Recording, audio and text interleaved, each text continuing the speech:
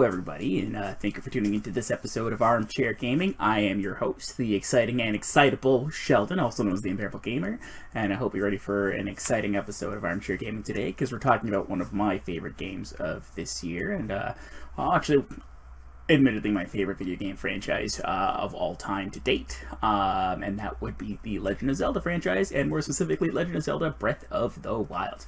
We're going to be diving in very shortly. So I want to give you guys a heads up. I am indeed a Legend of Zelda fanboy. I have been for, actually, I was going to say decades, but that would have been almost a lie, but it is not in fact a lie. It has indeed been decades. We're going to spend some time talking about Link himself, and his identity and how it kind of skews things. And we're going to be talking about Destiny in this game as well, and whether or not free agency can exist, because as I'm sure you guys know, there is a linear function to this game in terms of story, but it is by and large optional. And on that note, we're going to get started. We're diving into a new game. We're going to do a new game on Master Mode, or Master Quest Mode, and that's it, yeah. There we are. The game is starting. If you haven't played this game and you're hoping to play it, don't watch this episode. Spoilers, spoilers, spoilers. But yeah. Am I able to skip this? Probably not. That's a cute little Triforce in the bottom left-hand corner. That's going to be there the whole time, eh? Let me know they're playing in Master Quest mode. So we may as well get started as a... Oh, Princess Zelda, you're so beautiful. I love you. You're my favorite. I fanboy over this series hard. Yeah, skip it out. Shut up. We're going to be skipping through as many cutscenes as we can. There's our boy Link. Not wearing any clothes. You're that naughty, naughty boy, eh? Woo! So, pardon me, I still a little bit of a frog caught in my throat there. That was gross. So yeah, Legend of Zelda franchise, as I'm sure you guys know by now, unless you live under a rock, or maybe you hate... That is a Sheikah slate. Thank you. Take it. I will. It will help guide you after your long slumber. It was a long nap. Let me take it. Let me take it. There we go. So, for those of us who are unfamiliar, Link is never voice acted other than his, I guess, iconic shrieks. A mysterious tablet with a glowing center. You've never seen this device before, and yet there's something familiar about it. Neato, burrito. So, as I was saying, Link is, has, and always will be the evolution of... Oh, clothes. That's nice. I'm gonna get some clothes up in here. Open here, Oppenheimer, well-worn trousers. Thank you. Yes, I understand. So I lost my train of thought. Let's dial back. Yeah. So Link is the I don't have a weapon yet, right? He is an incarnation of an individual who fights against evil, and if we follow the lore of the Legend of Zelda series, we learn that Link is he's always a reincarnation. It's never the same Link. It's never the same Princess Zelda, with like a few exceptions. But it unlike a lot of the games, this game, like a lot of the Legend of Zelda game, this game has voice acting in a limited capacity. Not everybody has a voice actor. Princess Zelda does, Daruk does, Mipha does, Lady Urbosa does, and is it Rivali? Rivali's Gale? I don't know. Some Ruto with feathers. You are the light. Our light. Yes, thank you, Princess Zelda. Shine upon Hyrule once again. As do several other characters. Now go. Like King... I don't remember his name. The King of Hyrule. You'll meet him shortly. So, unlike all these characters, the character you play as Link doesn't have a voice actor, and that's not uncommon in game franchises like this, especially when you look at the fact that they try to associate the character with the player. But Breath of the Wild is a stark deviation away from that in terms of how they play. In most Legend of Zeldas, there is a linear story from beginning to end, as I'm sure you guys know. And you kind of play, and Aaron Hansen from Game Grumps kind of likens it to like you're being told a story and you're like your hands being held the entire time. Breath of the Wild, there is a linear story if you choose to follow it, but it doesn't exist necessarily. You can play this entire game explore all the worlds, have a very fulfilling game without ever beating the game itself. Creepy old man. He's very friendly. I like him. He's the bestie of mine. Yeah, I know. Wooden tree branch. Boom. I know how to use weapons. Thank you. So unlike other Legend of Zelda games, this game doesn't have the necessity. Yes, I understand. Thank you. It doesn't have the necessity of a linear story. It's there. It's available. But Link's Destiny is kind of one that you manufacture, or so it would seem. I would argue that, much like every other Legend of Zelda that's been created, this game, your destiny is ultimately unavoidable, because the only way to fulfill the game, in essence, is to defeat Ganondorf, or the Prime Evil. Oh, sorry. Yes, I'm just used to taking stuff. Who are you? Me. I'll spare you my life story. I'm just an old fool who has lived here alone for quite some time now. What brings a bright young man to this? Where are we? Answer a question with a question. That is fair enough. As I can imagine our meeting to be a simple coincidence, I shall tell you. This is the Great Plateau. According to legend, this is the birthplace of the Armchair Gaming of Hyrule. And, like, speed read this. If you want, you can slow me down and listen to it in, like, half time and maybe get everything. Standpoint stuff. Can I just skip all this? No, of course not. Start playing the beginning, so there's a lot of, like, exposition and story. Once you get past the tutorial, which is the Great Plateau, with this old man, game opens up right up. And the next episode will probably be, at the end of that, we'll probably meet the old man again, and then we're going to dive into the game itself, and we'll play a push ahead like that. Yeah, cool. Wicked. Cool. I'm going to go grab this axe. Thank you. Look at a lizard run. I forgot if he wanted me to do something for him. No, probably not. Hey, what's up, buddy? Oh, terrible idea, Sheldon. Oh, Sheldon. There we go. Boom. Beat your ass up.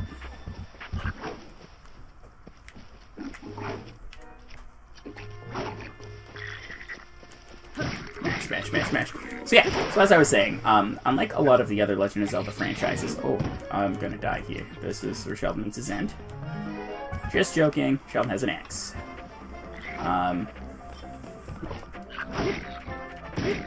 Just give me your tree branch, please.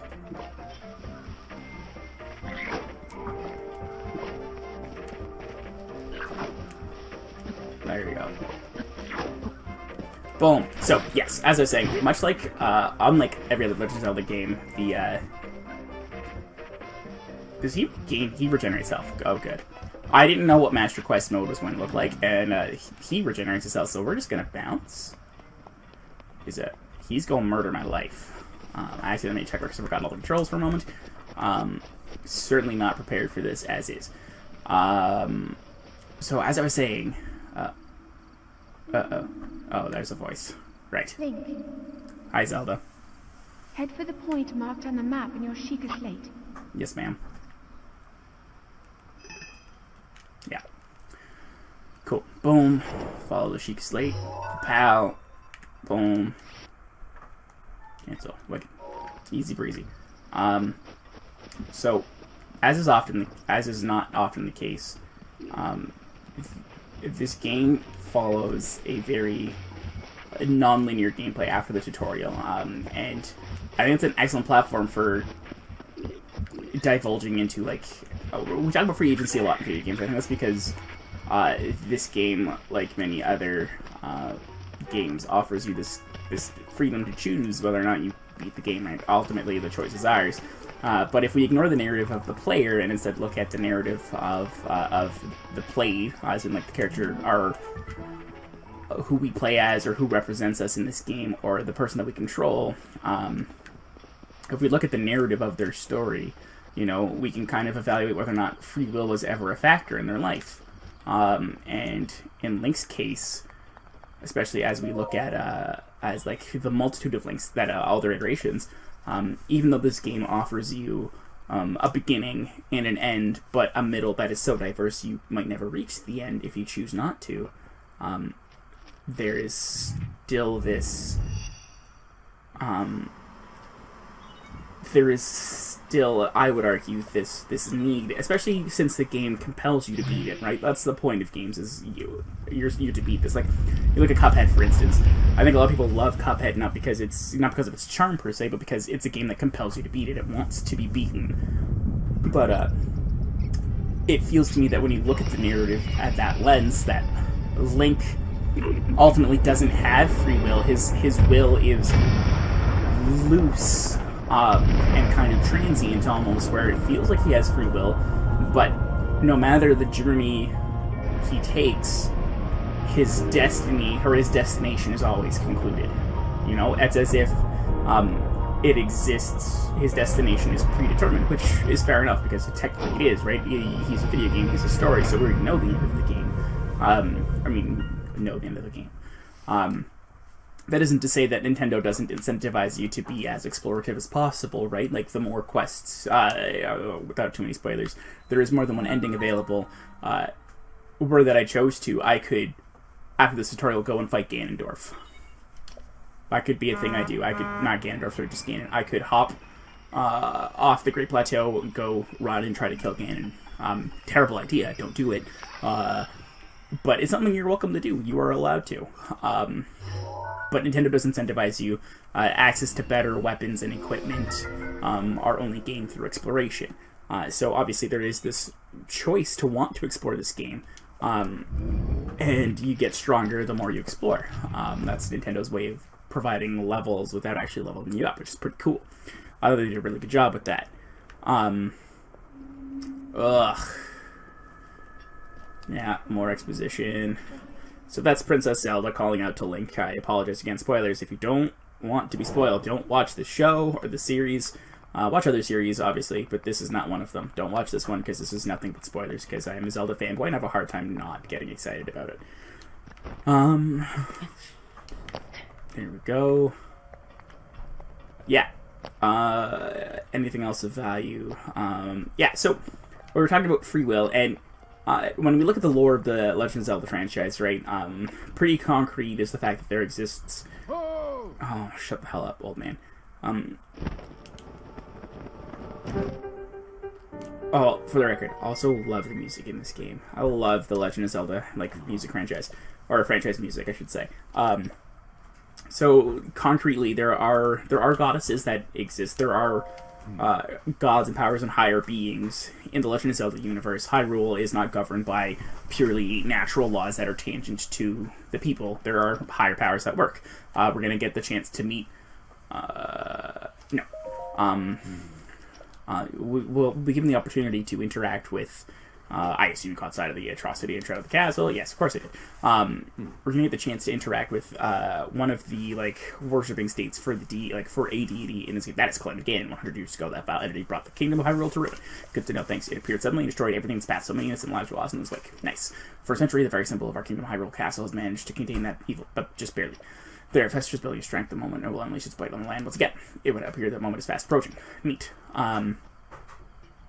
So there is this this push. Oh, neat. Spectre's playing Legend of Zelda. Nice, I do. There is this. Yeah, we're going to get the opportunity to meet one of the places of worship for the goddess Hylia, which is the primary deity of Hyrule, and her influence is direct. Neat. So. The existence of external beings who don't exist completely within our dimension make having free will difficult, because from at least from my perspective, it's hard to have an entity who's capable of seeing past the veil of time, I suppose, in a non-linear sequence, and say that you have free will, as something can exist that can perceive the events unfolding in a linear fashion, for us that we see only moment to moment. If they can see the whole line of events, then the end is already existent and free will can't exist. So we're gonna go visit Goddess Hylia right now to end this episode. So we're gonna talk more about destiny and free will in the next episode as we exit the tutorial. And we get into more of the fun stuff that goes on, and the ability to transcend life, or transcend death, I should say. We're gonna encounter things like that. But we're going to wrap this episode by visiting the goddess Hylia, and I should be running. I keep forgetting that. I forget that I can run when I'm playing this game. So we're going to go visit the goddess Hylia. Oh, hey guys. I'm going to ignore you because they only have an axe, and that's not very good. So, yeah, as we're visiting the goddess Hylia, we'll wrap things up, I guess. We must remember that in this game, Link's destiny is kind of foretold, almost as if he is a reincarnation, and we're going to get a chance to look at that. And maybe we'll talk more about the Legend of Zelda history itself. I might pull up my Hyrule Historia, the encyclopedia for the Legend of Zelda franchise, which includes like a line and a discussion of what's going on. Do you come to life? Or no, you don't. Okay, cool. Or maybe you do later on. I don't remember. But we're going to get to like look more at what's going on in this game itself and evaluate Link the free agent, I suppose, is probably one way to look at him. And Link the non-free agent. Oh no, go away please. Don't swing at me. Don't enter the sacred place. Can you enter the sacred place? You can, of course you can. Why am I asking such stupid questions? Yeah? Oh, okay. Well, that was ineffective at best. So here is the goddess Hylia. This is... Boom. So we will quickly pray to her as we're wrapping up the episode. The goddess statue smiles upon you. That's it. Thanks. Appreciate that. Preach. But yeah, that will do it for this episode of Armchair Gaming. Very kind of rushed and like maybe not the most intelligent thought process, but I hope you guys began to kind of see where I intend to go with this, because we've talked about free agency several times now. We're going to keep talking about free agency in the next episode as we're dealing with Link and his trials. But for now, thanks so much for tuning into this episode. I look forward to seeing you guys on the next one, and we'll be talking more about Link's free agency, whether or not his destiny is locked in place, or if he is indeed capable of carving his own path and leading to his own final destination. So thanks so much for tuning in. Don't forget to check out the rest of the Scholarly Games community with other awesome videos and articles and game reviews. And I will see you guys all in the next video. Bye for now.